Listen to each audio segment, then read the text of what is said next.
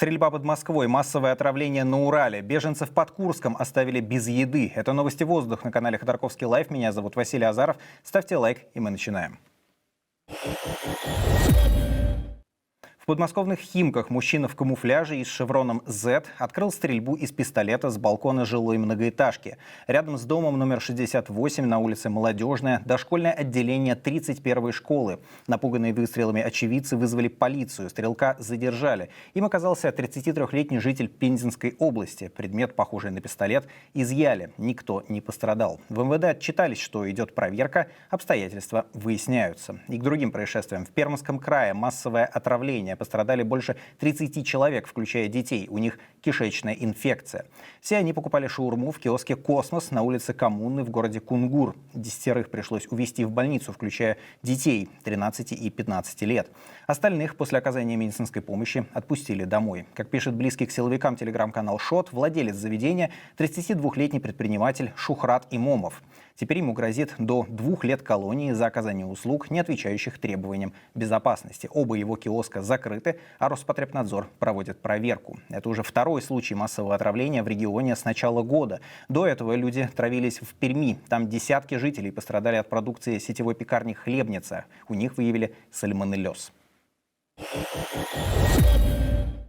Беженцев из Курской области оставят без еды. Об этом пишет издание «7 на 7» со ссылкой на местного общественного деятеля Валерия Моисеева. Цитата. «Только что был в администрации пункта временного размещения «Олимпиец», где мне пояснили, что имеется большая задолженность до 70 миллионов. Перечислений средств на содержание переселенцев, питания из регионального МЧС нет». Конец цитаты.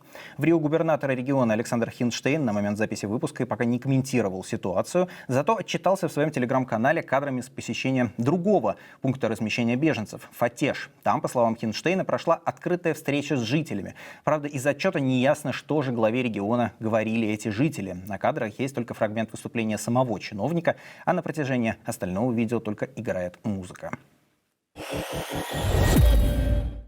Солдат из Северной Кореи увели с передовой. Газета «Нью-Йорк Таймс» пишет со ссылкой на высокопоставленные источники в США и Украине, что это случилось на фоне огромных потерь. По данным журналистов из КНДР, в Россию отправились лучшие солдаты Ким Чен Ына, прошедшие подготовку для участия в специальных операциях. Однако на фронте их бросили в штурм, в том числе прямо по минным полям. Украинские военные говорят, что в бою солдаты КНДР отличаются свирепостью, но у них страдает организация, особенно когда нужно координировать действия с армией России. В итоге за 3 месяца подразделения Северной Кореи потеряли половину людей убитыми и ранеными. На ведущую телеканала «Дождь» Юлию Таратуту потребовали завести уголовное дело. Агентство ТАСС пишет со ссылкой на прокуратуру, что журналистку преследуют за нарушение закона об иностранных агентах. В этот реестр ее внесли еще в конце 2022 года. Главный редактор «Дождя» Тихон Зитков в своем телеграм-канале выразил поддержку Таратуте и рассказал, что это уже будет 3-е уголовное дело в отношении журналистов независимого телеканала.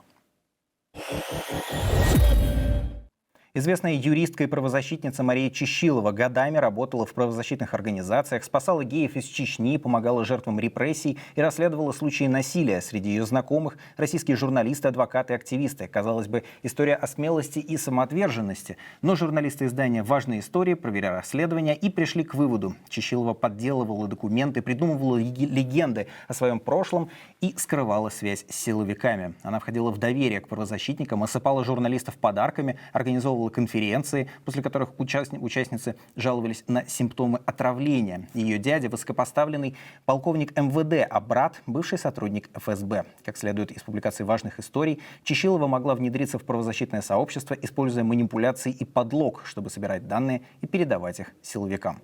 Это все новости к этому часу. Меня зовут Василий Азаров. Не забывайте подписываться на канал Ходорковский Лайв в Ютубе и в Телеграме, чтобы всегда оставаться на связи. Также в описании к этому видео вы найдете инструкцию, как обходить любые блокировки и всегда оставаться на связи с нами. Счастливо!